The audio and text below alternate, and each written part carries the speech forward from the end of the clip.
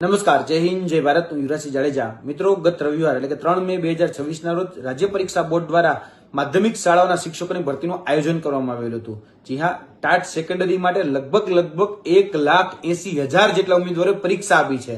તેમાં જાગૃત વિદ્યાર્થીઓ દ્વારા ક્યાંક ને ક્યાંક ગેરરીતિના આક્ષેપો કરવામાં આવ્યા છે. એમાં પણ ખાસ કરીને ઓઢવ એટલે કે અમદાવાદના ઓઢવ ખાતે જે અંબિકાનગરમાં આવેલી જે સુપર હાઈસ્કૂલ છે, પ્રીતિ પાર્કમાં આવેલી, તેમાં એ સુપર હાઈસ્કૂલમાં જે સંસ્કૃત વિષયની જે પરીક્ષા આપી રહ્યા હતા એવા 11 નંબરના બ્લોકના મહિલા ઉમેદવાર ઉપર ક્યાંક ને ક્યાંક શંકાની સોય એ જાગૃત ઉમેદવારો દ્વારા ધરવામાં આવી છે.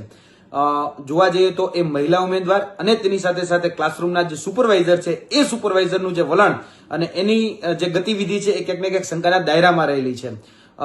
બ્લોક નંબર 11 ના જે વિદ્યાર્થીની છે એટલે કે મહિલા વિદ્યાર્થીની છે એનું અવારનવાર પેપર લઈ અને ક્લાસરૂમની બહાર જવું, લગભગ 3 થી 4 વખત એ પેપર લઈને બહાર જાય છે. અને જાગૃત વિદ્યાર્થીઓ દ્વારા એ પણ માહિતી આપવામાં આવે છે કે આ મહિલા ઉમેદવાર એ પોતાનું પેપર લઈને કેમ્પસની બહાર જાય છે. હવે આ જે પેપર છે એના પ્રશ્નોના જવાબ સોલ્વ કરી અને ત્યાં સુધી પહોંચાડવામાં આવ્યું હોય એવું વિદ્યાર્થીનું માનવું છે. તો આની ઉપર તાત્કાલિક ધોરણે તપાસ થવી જોઈએ અને જે આ સુપર હાઈસ્કૂલ છે, ખાસ કરીને ઓઢવ અંબિકાનગરમાં આવેલી, એની તપાસ થવી પણ ખૂબ જરૂરી છે. આ માધ્યમથી અમે રાજ્ય પરીક્ષા બોર્ડને વિનંતી કરીએ છીએ કે તાત્કાલિક ધોરણે આમાં સંજ્ઞાન લેવામાં આવે અને જે સંસ્કૃત વિષયની જે પરીક્ષા આપનાર 11 નંબર બ્લોકના જે મહિલા ઉમેદવાર છે તે અને ખાસ કરીને ત્યાં હાજર રહેલા જે સુપરવાઇઝર છે એની ક્રોસ તપાસ કરવામાં આવે અને તેની સાથે સાથે આ જે કેમ્પસ છે એના અંદરના અને બહારના બંને સીસીટીવી છે એ જગ જાહેર એટલે કે સાર્વત્રિક કરવામાં આવે એટલે આપોઆપ દૂધનું દૂધ અને પાણીનું પાણી થઈ જશે.